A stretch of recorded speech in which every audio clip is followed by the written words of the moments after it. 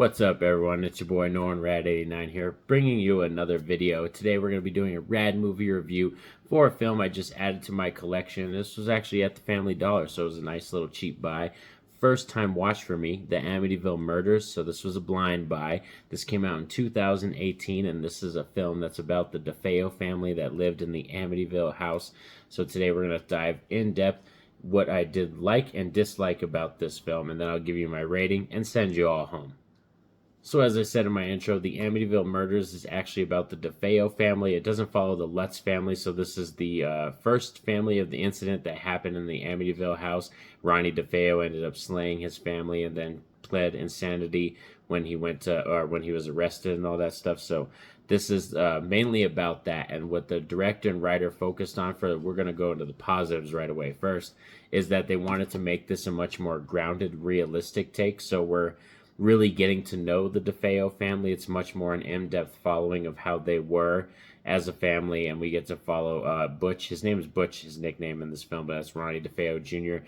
And then Dawn is also his sister. It's kind of more focused on them too, and about how their father and like what he, the repercussions of how he treats the family, their living conditions and all that stuff, their friends. Like I said, it's much more kind of a biographical type film. That's the way it kind of plays out. And it is a lower budget film, but I think they do a very good job of hiding their low budget in this film. Like I said, within the first two acts, it looks great.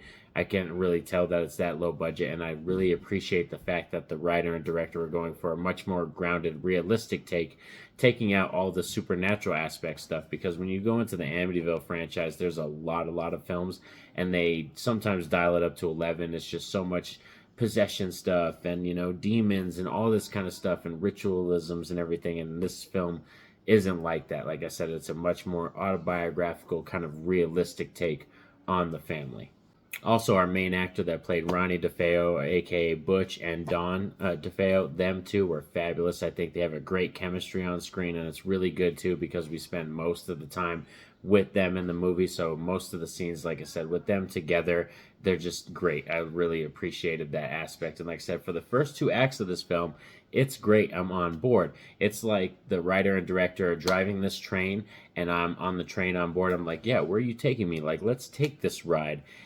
And then, like I said, let's get into the negatives. Now let's start talking about those. We're going to get into my other negative. My main negative is once we get to that third act, they take a detour with this train, and I'm like, damn, you're really going that route? Because for the first half of this film, majority of this movie, they're staying away from the stuff that they bring up in the third act, you know, and it's kind of like, we're dealing with the Amityville franchise, so you already know we have possession, ghosts, spirits, and all that kind of stuff in it. So to bring up stuff in the third act at like right out of the woodworks, like, you know, just from left field, I didn't like it. Like I said, it was just, that's where they lost me for real. The writing, everything in that last 15 to 20 minutes, the climax, it just all went downhill, snowballing down. I was like, damn. So it was kind of wild. This is actually a film that has a 9% on Rotten Tomatoes, and I don't put too much, you know, stock in the Rotten Tomatoes scores, but I kind of wanted to see what a freaking 9% movie actually looked like, and it isn't that bad. Like, this isn't that horrible of a film, you know what I mean? It's just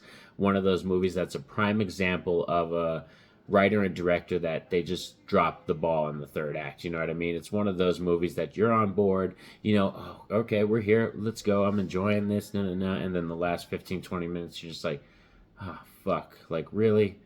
They dropped the ball. So as I said, I don't think this is a horrible movie. Like, definitely like 9%. No, I would not give this like a 1 or 2 or 3 out of 10. Like, in my book, I'll tell you right now, in my book, the Amityville Murders is going to get a 6 out of 10 in my book. This is still an above average film, and mainly because I could appreciate where the writer and director wanted to go with this film. It does have a good vibe. It's also done by the producers of The Haunting in Connecticut. So like I said, it has a good vibe, good story direction, and they do a good job of using the production value. Just when you get to that final act, they really lost me. And like I said, if it wasn't for that and we completely steered it in a different direction, I would have been fine. Like, maybe went into the third act, you know, him getting arrested, the court case, a little bit of that, like, I wouldn't have minded. I would have been like down for, you know, another half hour of some decent like court stuff and everything like that. But like I said, they brought up some other stuff in the left field at the ending part. So Almost. This was almost a really, really great Amityville film, but yeah, it's just above average for me. But $1.25 for a 6 out of 10 movie isn't that bad in my book. But I'll probably return to this too when I'm maybe breezing through the Amityville franchise, which I actually found out there are 59 of these freaking movies, so that's kind of crazy. And also, stay tuned to the channel and don't forget to like and subscribe because I'm going to be popping out my Harry Potter ranking pretty soon. I'm breezing through all those films because we got Secrets of Dumbledore coming April 15th. So stay tuned to the channel for that. And have a safe and happy day, everyone. And thanks for sticking around with me. Peace out.